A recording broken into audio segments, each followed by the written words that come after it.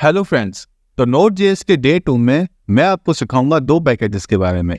पहला fs module जो हमें फाइल सिस्टम से related various kind of APIs provide करवाता है, और दूसरा URL जिसके थ्रू हम ये सीखेंगे कि कैसे हम गेट रिक्वेस्ट से क्वेरी पैरामीटर ले सकते हैं। तो चलिए देखते हैं। तो सबसे पहले मैं यहाँ पर डिक्लेयर करता हूँ const fs, और इसमें मैं रिक्वायर कर देता हूँ fs मॉड्यूल को।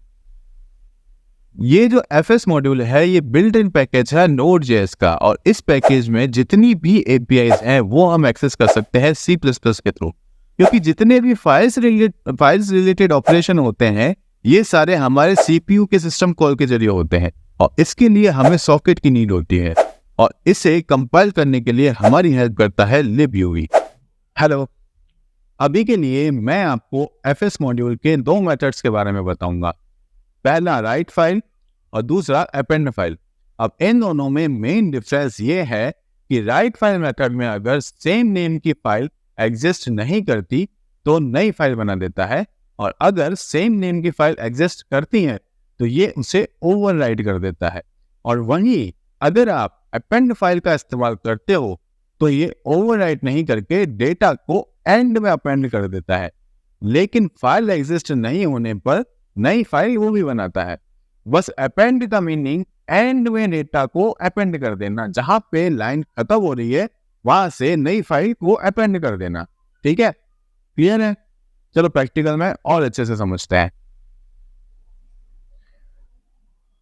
तो क्रिएट सर्वर के कॉल बैक मेथड के अंदर आ जाता हूं मैं, और यहां पे मैं लिखता हूं fs.write फाइल। अब fs एक जो है वो है मॉड्यूल पूरा, ठीक है, जो मैंने यहाँ पे रिक्वायर के अंदर यहाँ पे डाल दिया है। तो अब मुझे इस मॉड्यूल का पूरा इसके अंदर मिल जाएंगे। तो अब मैं इस ऑब्जेक्ट के अंदर एक मेथड है बना हुआ जिसका नाम है राइट फाइल। तो ये राइट फाइल मेथड में यूज करता हूँ, जो कि 3 पैरामीटर लेता है। पहला पैरामीटर लेता है ये फाइल का नाम, तो मैं यहाँ पे फाइल का नाम दे देता हूँ demo.txt फिलहाल के लिए। ओके, सेकेंड पैरामीटर लेता है ये डेटा, तो मैं डेटा में यहाँ पे डाल देता हूँ अभी के लिए hello Node.js। Okay, and third parameter जो है ये ले लेता है एक कॉल बैक। ओके, तो मैंने यहाँ कॉल बैक पास कर दिया। अब कॉल बैक जो है ये ले लेता है एक पैरामीटर जिसका नाम है एरर।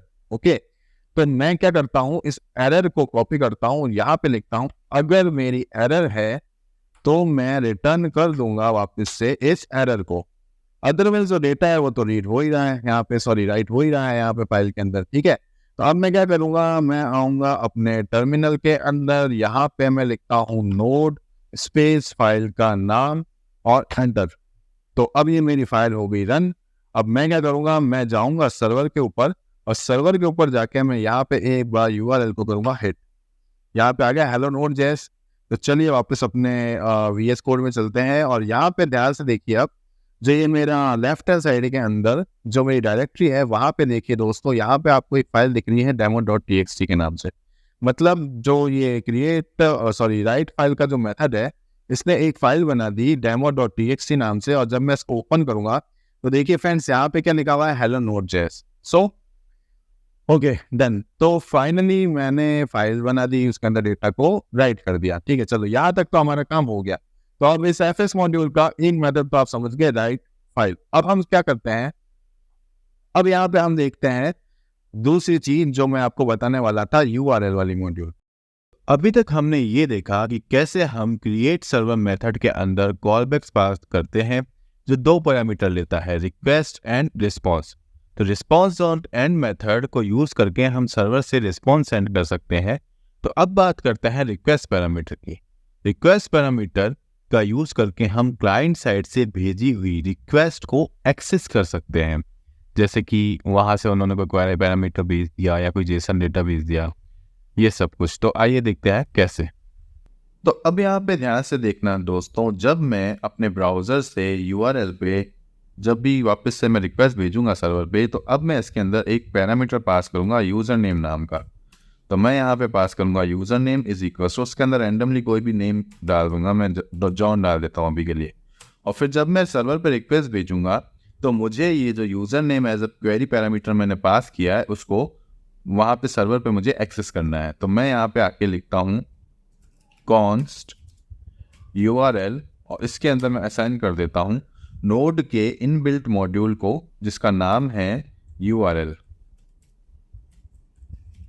तो यहाँ पे जो इनबिल्ट मॉड्यूल के मेंबर मेथड्स हैं वो सारे के सारे मुझे मिल गए एज अ ऑब्जेक्ट इस URL वेरिएबल के अंदर। तो अब मैं आ जाता हूँ इस क्रिएट सर्वर के अंदर और यहाँ पे मैं डिक्लेयर कर देता हूँ const parse URL is equals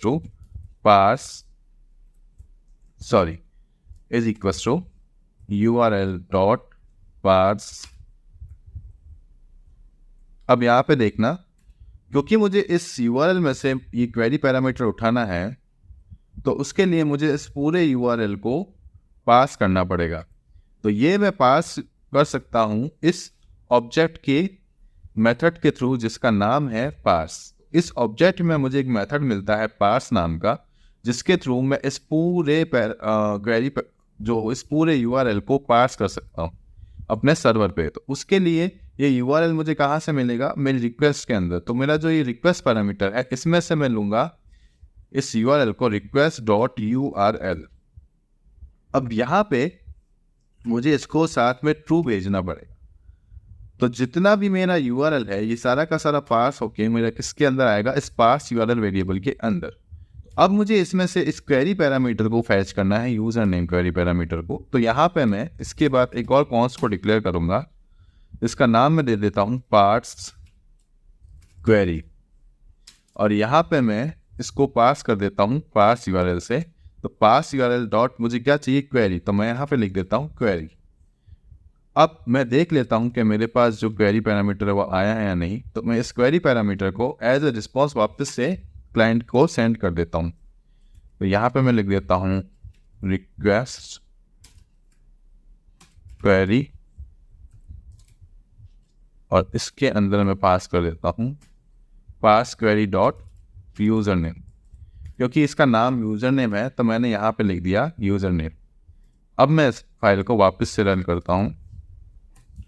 अब मैं जाता हूँ अपने ब्राउज़र पे और एंटर करके देखता हूँ कि सर्वर से मुझे एज ए रिस्पॉन्स वापस ये यूज़र नेम मिल रहा है या नहीं। तो मैंने यहाँ पे किया एंटर और देखिए मुझे यहाँ पे मिल गया रिक्वेस्ट डॉट क्वेरी जॉन। इसका मतलब जो क्वेरी पैरामीटर मैंने भेजा था अपने सर्वर को, सर्वर ने मुझे वही का वही रिटर्न कर दिया।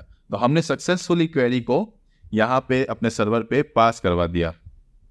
अब मुझे क्या करना है कि जो भी मेरे पास क्वेरी पैरामीटर आता है और जो रिक्वेस्ट URL आता है उन सब को एक्सेस करने से पहले एक फाइल के अंदर सारा का सारा डेटा नोट करना है।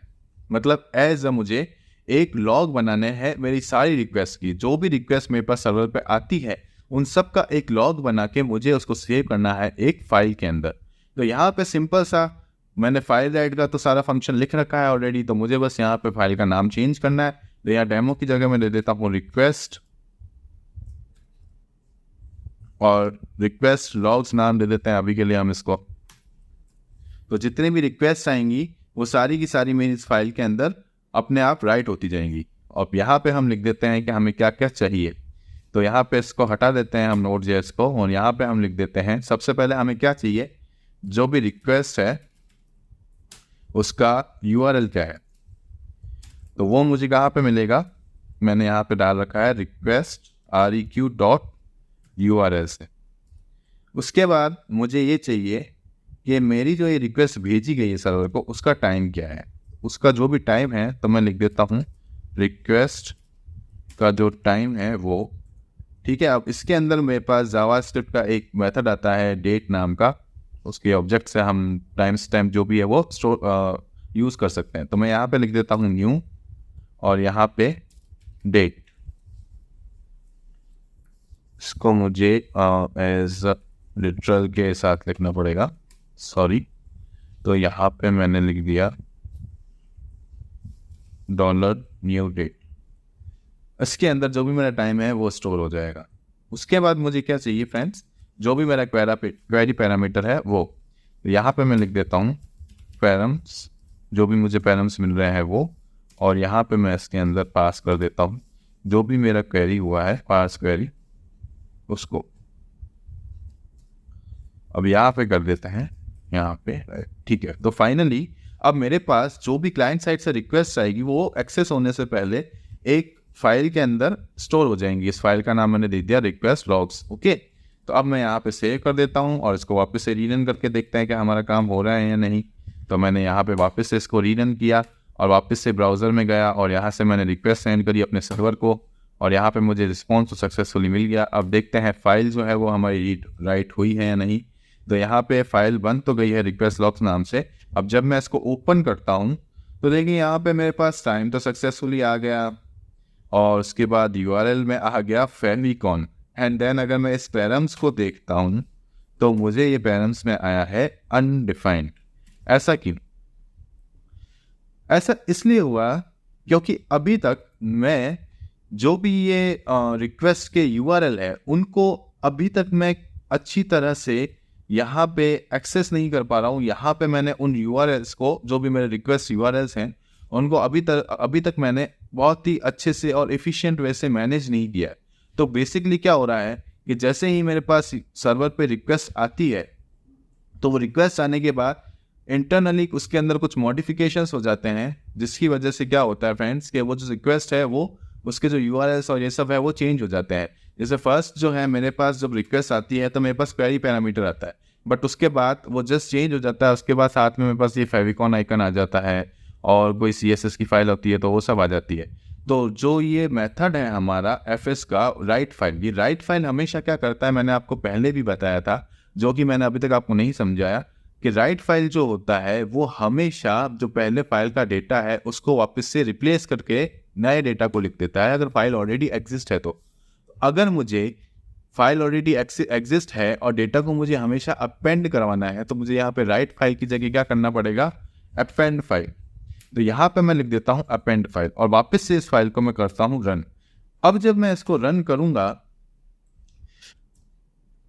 और वापस से ब्राउज़र के अंदर जाके मैं इस को रिक्वेस्ट करूंगा सर्वर को, और अब अपन अपनी फाइल को वापस से जाके देखते हैं। तो देखिए फ्रेंड्स, यहाँ पे मुझे अब परफेक्टली रिक्वेस्ट का URL मिल गया। देखिए यूज़र नेम और जो भी मैंने क्वेरी पैरामीटर सेंड किया था वो, उसके बाद मेरे पास आ गया है टाइम।